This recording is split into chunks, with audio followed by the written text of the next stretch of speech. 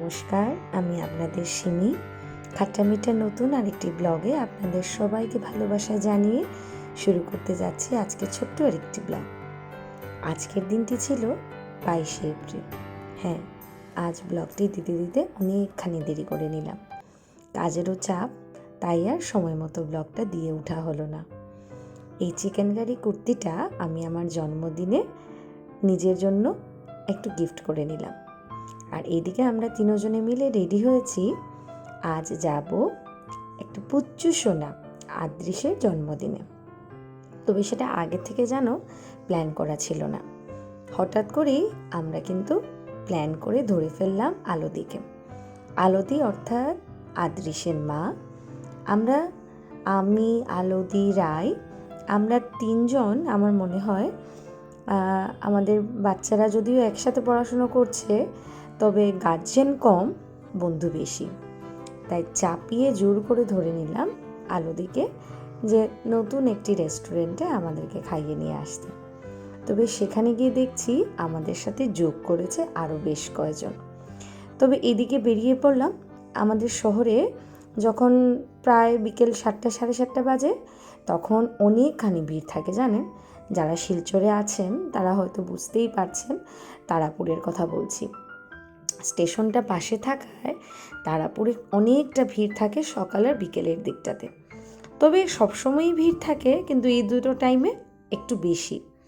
তাই আমার রায়বাবুকে নিয়ে আমরাও বেরিয়ে পড়লাম, যাব আমাদের আলোদির সাথে একটি নতুন রেস্টুরেন্ট এক্সপ্লোর করতে। নতুন তার কারণ আমি এখানটাতে আগে কখনো যাইনি। তোমরা দেখে নিশ্চয়ই বুঝতে পারছো,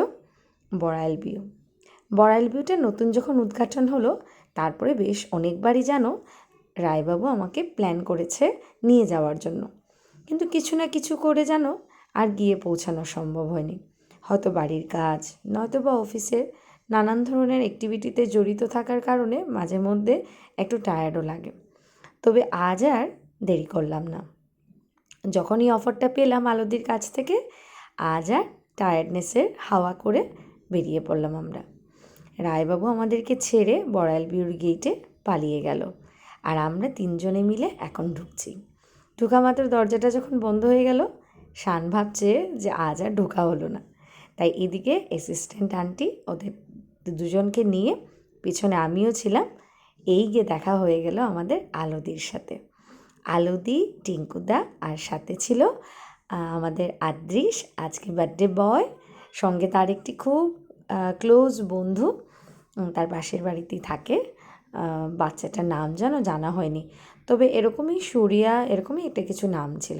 যাকে আরেকদিন না হয় তোমাদেরকে বলছি। তবে এদিকে পৌঁছা মাত্র আলোদিকেই গিফটটা দিলাম জানেন। আদৃশের নতুন স্কুলের জন্য আমি একটি ব্যাগ গিফট করেছি। তাই এই দিকটাতে চোখ ঘুরিয়ে দেখছি আমাদের সাথে আরও বেশ কয়েকজন এসে জোর দিল। এদিকে পৌঁছে গেল আলোদির মাসি, মাস্তুতো 2 বোন, আর দেখছি আরও 2-1জন আসছে। তবে ভাবছি এখনও রায় এলো না কেন। তবে এই ভাবতে ভাবতে আমার মনে হয় ভাবনাটা ফুরিয়ে এলো। তবে বাইরে যা হাওয়া চলছিল, মনে হচ্ছে যেমন বৃষ্টি হবে। এয়ার কন্ডিশন রুমে বন্ধ, আর এদিকে চোখ ঘুরিয়ে দেখছি রায়ও এসে উপস্থিত। এসেই বলছে যে অনেকখানি বাইরে বৃষ্টি পড়ছিল। বৃষ্টি পড়ার কারণে রাইয়ের দেরি হয়ে গেল। বাচ্চারা একসাথে 5 জন, কী আনন্দটা নাই হচ্ছে। সত্যি মনে হয় না জন্মদিনে আমরাও ছোটোবেলায় এরকমই করে থাকতাম মা ওদের সাথে, তাই না? তখন তো ছোটোবেলার জন্মদিনটা ওই যে বাড়িতে লুচি, খুব বেশি হলে ঘুগনি, নতবা পায়েস, এই করতে করতে আমাদের আদৃশের কেক কাটার সময় চলে আসলো। আর কেকটাও ভীষণ ইয়াম্মি ছিল, আর চকলেট কেক ওর ফেভারিট।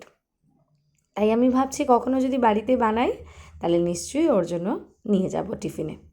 তাই সবাই কেক খেয়ে বেশ একটু আনন্দ করলো। কেকটা ভীষণ স্বাদ ছিল খেতে। তারপরেই মোটামুটি আমরা বসে পড়লাম আমাদের স্ন্যাক্সের মধ্যে যা যা ছিল খুবই স্বাদের কিছু আইটেম, যেটা আমি প্রথমবার ট্রাই করলাম। তারই মধ্যে প্রথমে ছিল ক্রিসপি বেবি কর্ন, যেটা বাচ্চাদের অত্যন্ত ফেভারিট আর বড়োদেরও। তো সিটিং অ্যারেঞ্জমেন্টটা দেখে আমি একটা কথা বলতে বাধ্য, এই সিটিং অ্যারেঞ্জমেন্টটা কিন্তু আমি করেছি জানো। বড়োদেরকে একটা সাইডে দিয়ে মাসি আর আলদির মা আর দুই বোনকে একটা সাইডে দিয়ে আমি, আলদি আর রায় আমরা দুটো টেবিল ভাগ করে বসেছি বাচ্চাদের সাথে। কারণ বাচ্চারা দেখবেন অনেক সময়ই খেতে ভীষণ বিরক্তিকর করে। আর সাথেই আমাদের বেবিকর্নের সাথে চলে আসলো এটা আলু একটা টিক্কার মতো, ভেতরে ছিল চিজ, কর্ন, খুব টেস্টি ছিল জানো। এটা আমার নতুন ডিশ ট্রাই করলাম, খুবই ভালো লাগছিল খেয়ে।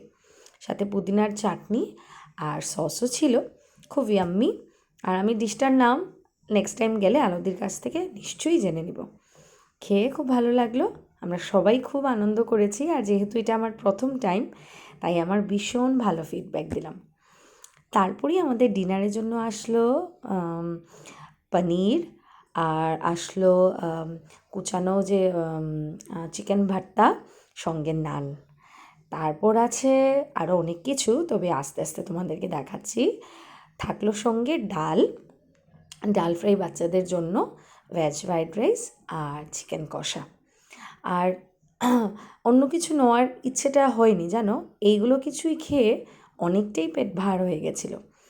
রেস্টুরেন্টে খাওয়া মানেই তো তেল মশলা, আর এইদিকে খাওয়া দাওয়ার পর যেটা বিহাইন্ড দ্য স্ক্রিন আমরা যেটা করে থাকি তিনজন মিললে একটা জায়গায়, সেটা হচ্ছে কি খুব আনন্দ, খুব ফুর্তি করি আমরা তিনজনে মিলে, যেটা তোমরা দেখে বুঝতেই পারছো এই স্ক্রিনটাতে। আমরা মা কম, মানে গার্জেন কম, যেটা তোমাদের ভিডিওর প্রথম দিকেই বললাম, আর বন্ধু বেশি। আর আলদি আমার থেকে যথেষ্ট যদি বড় হয়েও যায়, সেক্ষেত্রেও আমার কিন্তু কোনো রকম মানে দ্বিধাবোধ করি না আলদির সাথে এরকম করতে। তারপর যাই হোক, আমাদের রাই রানী রিল করতেই ব্যস্ত। তারপর তোমাদের জন্য কিছু ফটো ভিডিওস আমি রাখলাম আমাদের স্মৃতির ওয়ালে। আশা করি তোমাদের ভালো লেগেছে ভিডিওটা। অবশ্যই তোমরা ভালো থেকো, সুস্থ থেকো।